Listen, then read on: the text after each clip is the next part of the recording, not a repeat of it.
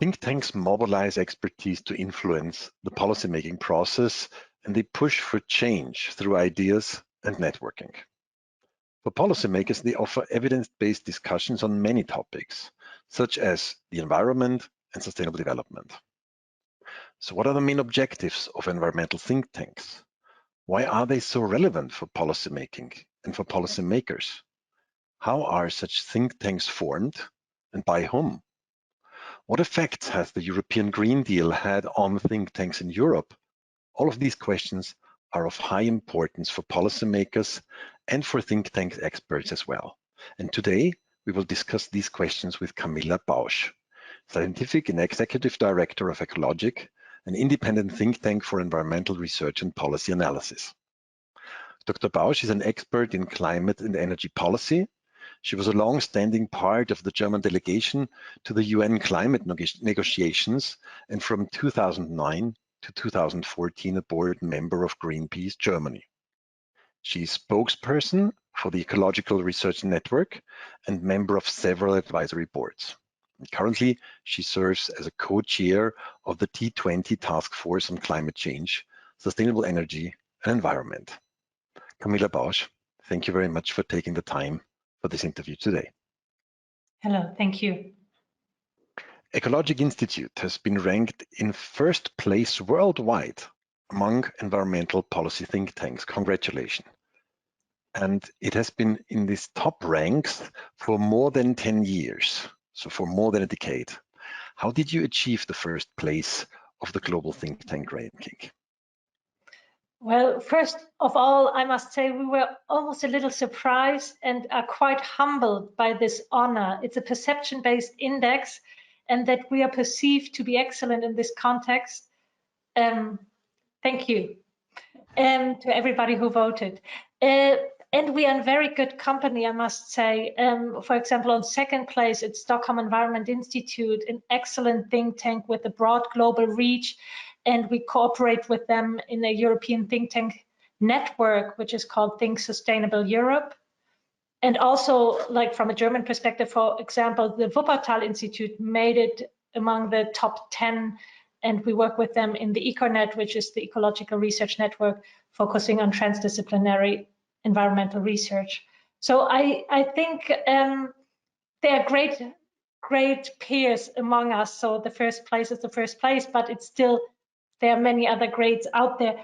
What was maybe part of our recipe for success, that from the start on, we said environmental issues cannot be solved at a local level alone. You have to look across borders.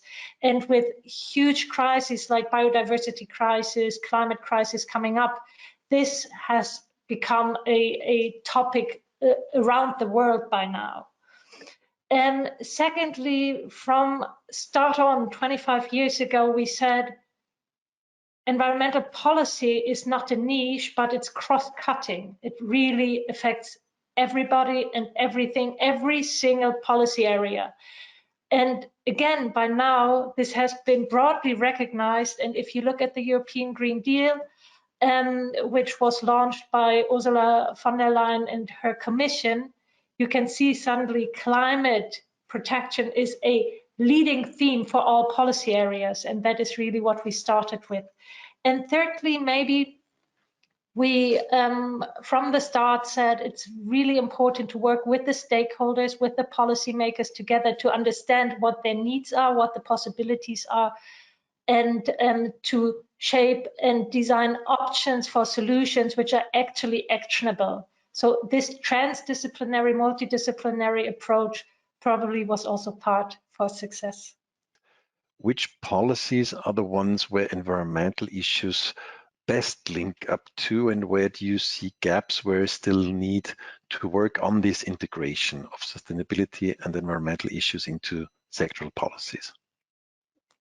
So I think one area obviously is the economic politics. If you think they're in sectors like the energy sector, it has long been recognized. We have a lot of work done so far. And there is, if you think of the electricity sector, also a lot of change underway. and a lot of debate. It's a really ripe debate. Implementation is still not fast enough, but I think the arguments become more and more clear, and it's quite well understood in many fields of this policy area, also in non-environmental fields, like actors with non-environmental actors. Whereas in other areas, for example, agriculture, much more difficult. If you see how the Commission tried to develop a farm-to-fork strategy, which is an integrated strategy also on agricultural issues, and how environmental think tanks like ours say you have actually to think food and soil and cities and land. You have to think all of this together. And where we are at in the common agricultural policy and these new reform ideas, there's a huge gap. So, and very diverse views on this topic, and debate which is just starting, really. If you look at industry starts to wake up and create also dynamics. And you see that also if you look at the World Economic Forum making environmental risk, basically the major risks we face for global economy. I mean, and the World Economic Forum obviously is not a classic environmental actor. But then you also see that steel industry, for example, says we need help. If we want to include green hydrogen into steel, if we want to become carbon neutral in the future, if we want to have clean solutions, we need an industrial policy which helps us. And with respect to carbon pricing and the like, we need some solutions in the global competition we face. What about integrating environmental issues into social policy? Very interesting, especially because I think for the big transformations we have ahead of us, we have to have cultural change, and cultural change cannot happen if you don't also consider the actors and consider social policies. The question is what you consider as a social policy and where you include that. But for example, if you think of carbon levies or carbon tax elements, they have social implications. If you think of transformation processes, they have social implications. If you think of the claim of the European Commission saying we want a just transition pathway, this has social implications. This means you have to also consider social policies in this context. Ecologic is a think tank. What is a think tank? So you really have a broad variety of think tanks, and they are also linked very differently to political agendas. There is no clear-cut definition with respect to structure and governance and financing. However, I think there's one common trait, and that is all think tanks try to link research to policy processes and give relevant advice and options to improve policies from their perspective. The independent part of the think tank is key also for the reputation and the trust people put in their results. They are generally aiming at policy impact and not at maximizing profit, which is very different, I think. What about the agenda setting? Is the policy setting the agenda for the think tank and therefore framing the work of a think tank? Or is the think tank framing the work of a policymaker? I think it's a give and take. So if you want to be relevant for policymaking, you obviously have to know the political calendar. You have to understand how processes work and where your input can be relevant. And if you produce important information which nobody's interested in, you basically just have important information, but with respect to impact, you have none. On the other hand, you as a think tank not being, enclosed by the frame of the election cycle and all of this, you have more freedom to look broadly and identify topics of tomorrow. So I think it's both. You think long-term and along the policy agenda, and sometimes outside of the policy agenda because it's too relevant to be neglected. Think tanks work at the interface of science and policy. They create new knowledge, they process knowledge. How do you deal with these different interfaces? What are the different logics of science and policy, and how can you support bridging the gap between them? Our logic is different because we can fill a gap, a void, which starts opening when policymakers are very busy with something else for good reasons, for election reasons. So that is one. So the time frames, we can work over much longer time frames than policymakers. The other logic is, what do we work towards? Policymakers work towards good election results and then change, for example, through policy.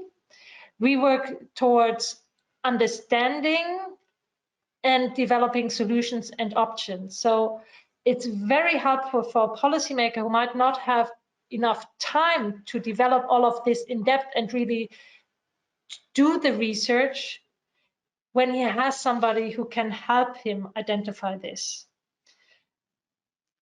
Now, thirdly, and this is not a difference in logic, but an important element of the cooperation, it's the question of language. I think there's a very different language used in policymaking and in science. And to bridge this gap, you have to basically understand both languages. You have to understand what a certain term means in this context and in that context, and maybe even across borders. So one important strength of think tanks is understanding the policy cycles and the language of policymakers and the logic and the language of science, and bridge that gap. And I think in this respect, that's a particular value as compared to academia. Do think tanks have a mission, or do they just provide options? I think it would be a lie if I would say Ecologics starts from a normative void. We obviously start from something which puts the protection of the environment into the center of our work. So we have a normative starting point. From this starting point, which we have to be transparent about, we develop policy options. For a policy pathway, we do our research in this context, and we also have lawyers, for example, on board, and develop options which could actually be implementable and would link nicely with the governance system we have, and then policymakers can make of it what they make of it. How do you deal with trade-offs between different policy objectives? Obviously, if you look at the SDGs, for example, you see that even within one SDG, you might have a conflict of goals and a tension between what has to be achieved. And I think it's not a problem to have tensions, but it's important to see them, to name them, and then decide, knowing that this one way comes at a cost for a different goal you have, and then decide with open eyes on the pathway you want to take. And from my point of view, there are certain tensions which are so strong that you have to be difficult, that humanity does not get ripped by them, and they are closely linked to the planetary boundaries. And this is why I think there are also certain limits we have to accept when we design policies, and that to accept this and to work with that is obviously quite difficult, especially in policy cycles which are short-term, and many of these really strong tensions are long-term effects of short-term action.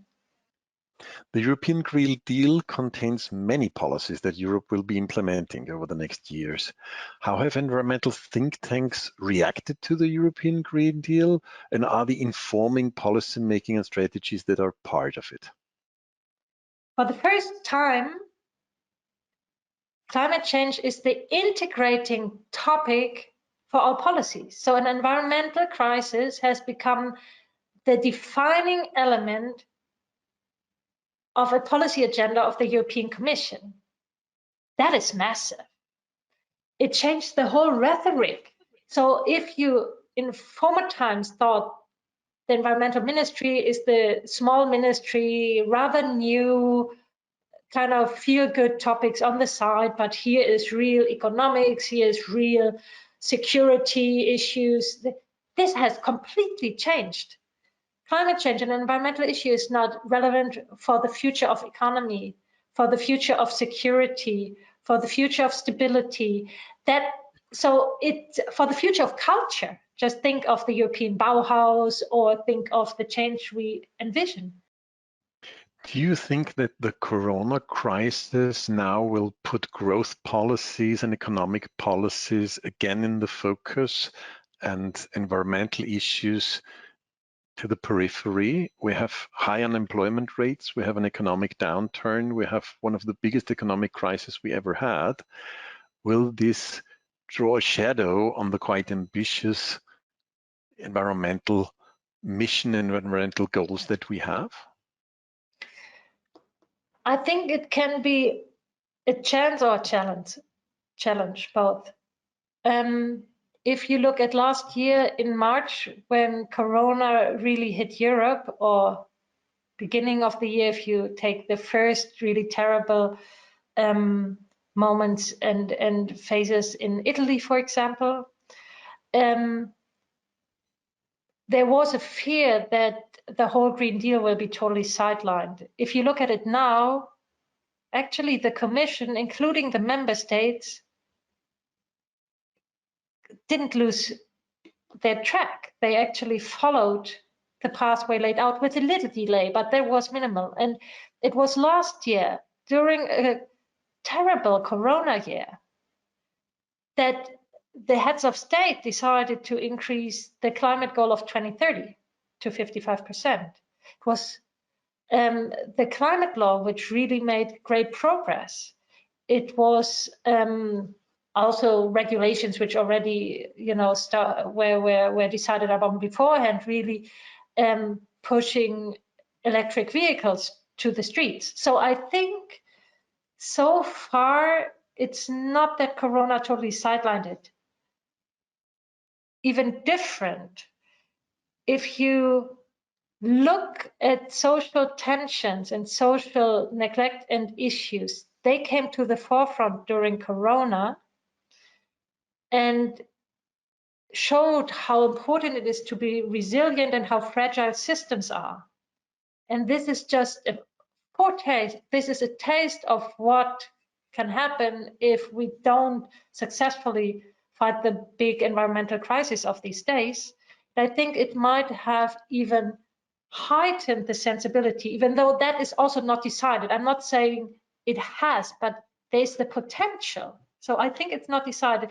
And where you see it and where it will really, where the rubber will hit the road is the recovery packages. A lot of them say green on the cover. There are quite high numbers for climate investments in the European package. So that is promising also for biodiversity. But if you look a little further down, the devil is in the detail. Not everything which is claimed to be climate is actually positive for climate. Again, look at the agricultural policies. So we will have to really be very attentive and work on that so it pays into the pathway for the futures. What should policymakers have a specific eye on during the next months and years? So I think it's very important to look at infrastructure. The infrastructure investments now, they should be infrastructures which help to build the future environment, the future we want to see. if we have infrastructure investments, for example, in oil infrastructure or so, or wrong gas infrastructure, we will have so much lock-in effect that will be either very painful or impossible to overcome in the future. So think in future-proof infrastructure. Second, don't invest in things which do harm to a climate-friendly future. If we want to invest in the change we want to see, we also have to think of culture. So it's invest in the people you want to be change makers. Having said all of this, it's obvious that we have to also invest in the social means that people in this crisis don't suffer too much, and all of this. This is, you have to give immediate relief. So this is kind of rescue. I'm not talking about the rescue monies, I'm talking about the recovery monies. Camilla Bausch, it has been a pleasure talking to you. Thank you very much. Thank you.